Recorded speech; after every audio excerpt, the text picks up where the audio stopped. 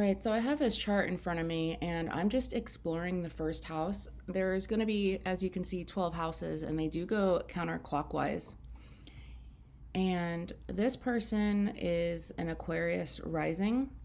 And in the first house of appearance, ego, and a lot of anything here, you're going to usually pick up in the first 10 to 20 minutes of first meeting this person.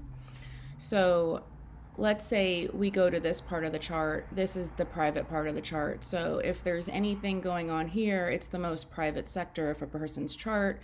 Really only their family members and best friends will really get to see this part. The 12th part is the most hidden. It can be hidden from the actual person because a lot of it is subconscious. So I'm just explaining that in the context of what the first house is and what you would see. And with that in mind, the 10th house is going to be your public persona. A lot of people get really torn because they feel like they're a fraud, like they're putting on this mask for work.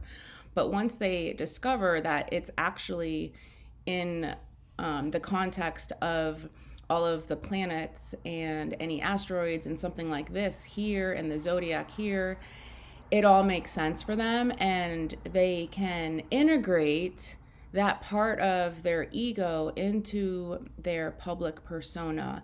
So let's say the person is an artist, okay? They have this private sector of their life. This artist this is their ego. This is how they're going to operate in the world. And it's how people are going to see them because the ego is like your armor. It's how people see you. It's not how you see the world. So that's the first house. But in the context of, say, their own personal entrepreneurship dealings or their branding, or if they're ever putting themselves out there as a teacher, or they are basically any way that they're putting themselves out to the public, they're going to appear this way. And this way meaning everything that is pointing here and any symbols that are in here as well. So those are the different parts of the chart. I'm just explaining that to give the context of the first house. So this person's an Aquarius rising. So Aquarius is ruled by the planet Uranus and Saturn. So people are going to see them as somebody who can be a little detached from their emotions, but also somebody who really cares about the betterment of society and serving humanity, because that's what Aquarius is about. In astrology, it's not about the zodiac, it's about the planets. So once you're learning Beginner 101, the first thing you want to do is learn the zodiacs in order, and they're always in order. So as you can see, they're in order. And then you want to learn the ruling planet of that zodiac sign. So when I look at Aquarius, I'm actually thinking of its ruling planets and what that means for the person. So again, it would be Saturn and Uranus, and then you learn about those planets and the archetype and the energy that they bring to the person and where it is in the chart. So this person really does actually want to beat to her own drum because that's the planet Uranus, but also it's ruled by Saturn. So people are going to see this person as wanting structure because that's Saturn. Saturn rules structure, it rules concrete, it rules buildings. And this is how you put a society together, right? You think about everyone, so that's the planet Uranus, but you have to have structure so it's not chaos and everybody is being served. So that is where Saturn comes into play. So this person's ruling planet is both Saturn and Uranus. Now, they didn't discover Uranus until, I don't know what year it was, but it was one of the more recent planets discovered. So it's actually a modern day ruler, whereas Saturn has been ruling it, they'd say like the ancient ruler. Okay, so let's look at this right here. This is really interesting. This is called Astraea. I think I'm pronouncing it right. It's an asteroid. So a lot of these are planets or orbital points in the sky, but here's an asteroid, and what it represents the inability to let go. So it's in her first house. So you're going to see this when you get to talk and meet this person. This asteroid because it's in the first house, you'll pick up on how they have a lot of maybe like self-doubt and wanting to assert the ego and go after things. I am intentionally saying assert the ego because the ego is the first house, and there's trouble asserting that. So it is a blockage, and it's really nice to just know where these things are and not beat yourself up over it. Also, as you can see, she's born in 1993, so she's pretty young. A lot of things that help with the spiritual growth of somebody's life journey does not really manifest until 28. There's a period that's very significant with the Saturn return, and then their Vesta really activates around age 30. So Vesta is right here. This person I know because it's in the 12th house. What lights them up is actually like talking about stuff like this, or astrology, or talking about psychology, or looking into people's dreams, or tarot. It's really the mysterious things of the world that you don't really see because it is quite hidden. So that's what really lights this person up. And once you discover your Vesta and really try to align with it and accept it, because it can make you appear very different from the status quo, which is a Uranus theme, then you can integrate that into your career if you wish to have one. So that's a really nice thing to know. Vesta is very, very important. So back to this one. Now, Aquarius is ruling her second house, and this asteroid is in Aquarius. This is Pisces right here. So once Pisces starts, all of this is in Pisces. All of these things are in Pisces. So this is her sun sign. She is a Pisces sun. Her sun is in Pisces in the first house. So this asteroid, with it being in Aquarius, there is an inability to conform to other people's expectations. That's what's stopping this person from achieving the goals. It's right here. And look how close it is to the ascendant line. I mean, anything on the ascendant line is very much a part of the ego. It's not something you want to shun away. And that's what I really want to drive home with this recording. This isn't a time to be mad at yourself. I mean, this is why astrology readings are so helpful. It validates the inner workings and the inner psychology of people so they can learn to accept this. And like I said, a lot of these placements, like the North and South Node, which is actually your soul's journey, and my website is named North Node for a reason. This doesn't activate until midlife. But just knowing it, if you're looking at a child's chart, is very beneficial because you can cheer them on. Now, so the inability to conform to other people's expectations is what's stopping this person from achieving the goals. Now, I had said that the planet Uranus beats to its own drum. This planet, which rules Aquarius, that's her ruling planet. She really wants to help humanity, but the thing about that planet and the energy of that planet and all the themes that go with it, it has to do with the community in the third house. So it's very innovative. The planet Uranus is the most innovative planet. So wherever you have that in your chart, that's where your innovation is. She has innovation in her ascendant line, and it's on her first house. So if you actually get to talk to this person, she will bring forth all her innovative ideas, but then she has the doubting aspects because this right here, the Astraea, and again, I don't know if I'm saying it right. So just some more information about the planet Uranus and Aquarius people. You can think of Aquarius. So they really care about society and the collective. They have innovative ideas that serve the collective. However, here's the kicker for this Aquarius and Uranus energy. They're very aware of how they are different from the collective. Now, I am intentionally saying innovative because when you have an innovative idea or invention, it's because there is a need that's recognized. However, the collective says, I'm not ready for that. We're not ready for that. That's crazy. Think about the internet, computers, cell phones. There was a time people thought that was insane. That is all Uranus in 11th house right here.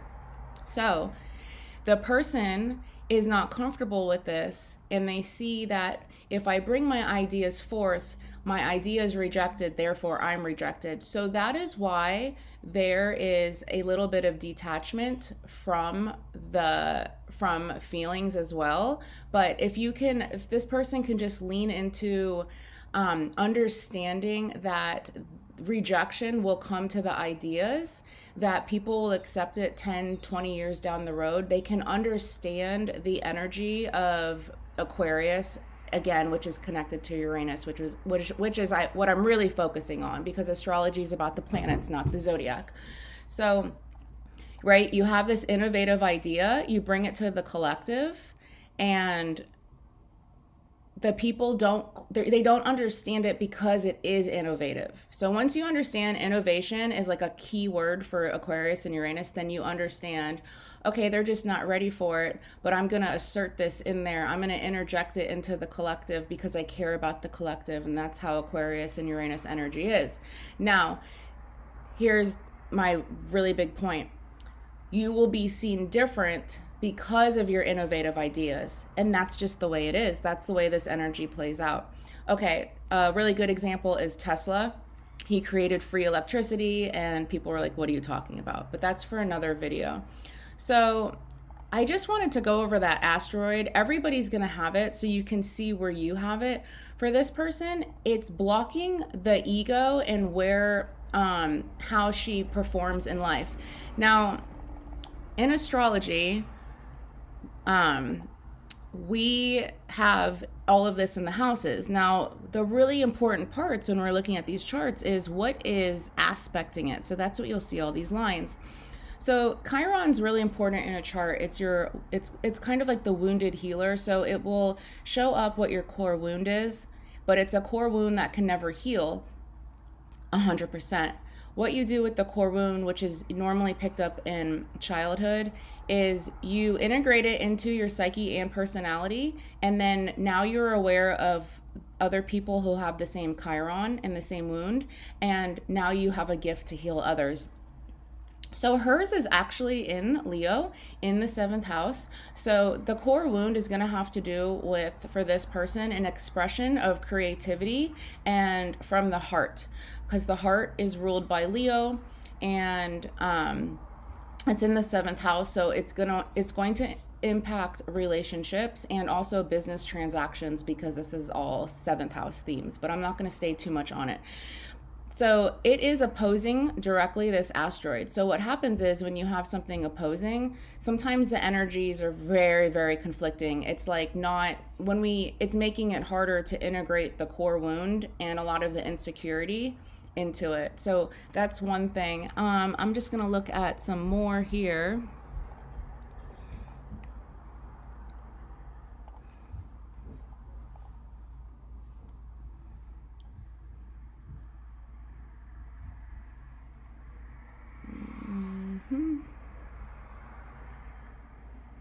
Okay, so there's something in astrology called a sextile, and you can see there's like a little asterisk looking symbol. This lets me know that it is a sextile, and it's really, really strong. That's why it's in bold on my program. And you can go on my Instagram and read a little bit of what Venus means, but it has to do with the values and intrinsic values of a person and how you spend your money.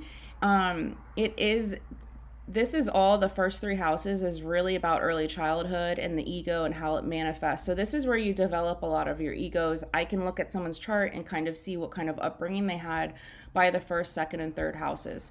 Now, this is working very strongly with this. So it could make it hard for this person to invest in their hobbies that they really love, or to invest in their business, because the 2nd house has to do with how you make income. Now, she has Pisces on the 2nd house. This person, when they have Pisces on the 2nd house, one of the ways that they make income is with spiritual work. It also could be with maybe script writing, movies, dream interpretation, because this is all Pisces. It also could be serving in an institution, like a mental ward, because that's a 12th house theme, which is associated with Pisces. Working in a hospital, people that are coming like nearing death and crossing over, that is all ways that this person can make money. Um, but because they have this asteroid that I covered and it's working with this, it's kind of like making the person waver a little bit on their intrinsic value system, and they question what's important to them. It's not a really solid foundation. But when I go over a chart with somebody, I can point everything out, and it's just a tool. And you can use it to kind of have acceptance of yourself. It's like, wow, yes, I've always been like this all my life. It's very validating. Let's see what else that this is working with, because it's such a strong blockage, and it's right. Let's see what degree it's at. It's so close to her ascendant.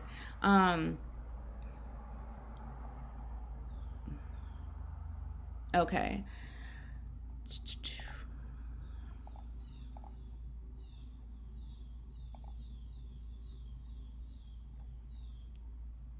Okay. So this is another asteroid that I usually incorporate into my readings. And this one right here is called Pallas, Pallas. It is important because it shows where you're most strategic.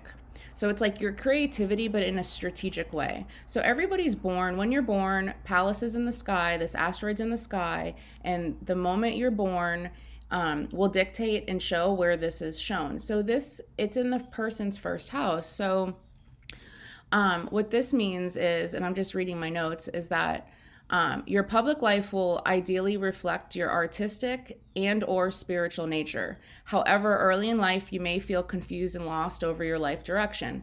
Now, I said that this person's still really young, so this is still a theme, feeling really lost, not having direction.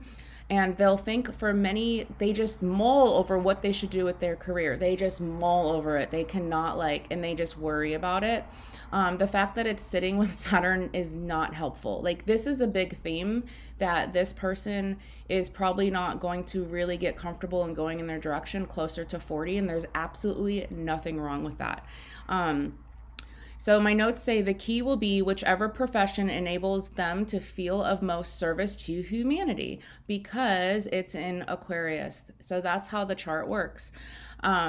Once on the right path, they will have the ability to be both creative and inspirational in the career. Now, I had said that their Chiron placement is in Leo. So the core wound of this person is that there is a hard time for them to express their heart and to be creative, express themselves creatively in a free world. They just block themselves. So this goes hand in hand with all this, and a lot of patience should be required, and they should give themselves a lot of compassion. And like I said, she's very young, I think in early 30s. I'm sorry, I'm not a math wizard, so somebody else can figure that out. So that's, a lot going on here. I would say for this person, making money is definitely going to come from something that's very spiritual. Here's the thing. We have Pluto going into Aquarius, and times are changing. This is going to be for 20 years. So 21 years from now, we're really going to see the change. People are not going to care about the brand and this perfect looking package when it comes to marketing. People want to know, will you see me? Will you really see me when I need a service from you? So it's also going to be a huge downfall of worshiping celebrities. We're going to see over the next 20 years, the truth, all of the dark is in the lies are going to come to light with Pluto going into Aquarius. So with Pisces on her second house and then Aquarius on her ascendant, this person is going to they're going to have the most, not only fulfillment, but do the most with how they make their income in the spiritual world. And it's not linear with career. So let's just say she wanted to go on and write a book. She could write a book and it would have to do with that, or it could be a screenplay, because this is all Pisces. And another thing, this is the planet Uranus. And, it's not, there it is. Okay. So I had said earlier in this video that this planet rules Aquarius. It is in her 12th house. The 12th house has to do with the unseen. This is so beneficial for this person to understand that the fear that they're having and where Saturn is will show so much blockage. If somebody's struggling, you always want to go to Saturn first. Where is the blockage? Where is the fear? So if you have Saturn, say, in the third house of communication, you'll see a speech impediment. There's something going on with learning, like they appear to be a slow learner, but it could be something else. But like I said, a speech impediment, a fear of speaking to people. Anyway, so it's in her first house. This is part of her journey to accept the parts of her that are fearful of going forward and bringing her ideas, fear of judgment of what other people think. Why is that so important and so good to accept and to work through? Because that's what this person is she's going to give that healing energy to others. And this person, because of her age, she's going to be right on time for Pluto going into Aquarius if she keeps working on everything that she wants to do and she takes time, and it gives patience to herself and just works on like integrating these things and accepting it. She's going to be just on time for the new movement that's happening with Pluto going into Aquarius. She is here to share her artistic talents and service with the collective. That's all over her chart. Also, the North Node is in the 10th house. The South Node is in the 4th house. This is one of the most significant parts on a chart, and I'm not going to stay too much on this because it's already been a long video. The North Node's in the 10th house. This person is meant to bring her ideas to the public. Her soul is here to be seen, and that's all I'll say about that.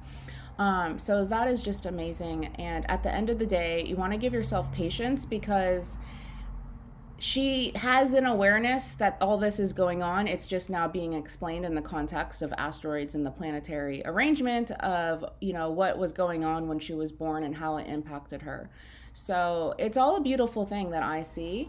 And if you want your chart read by me, typically a full natal chart reading is me doing exactly this, and for an adult it's about 90 minutes, so it's a lot of information, and I break it up now into 2 to 3 recordings so that everything's on topic.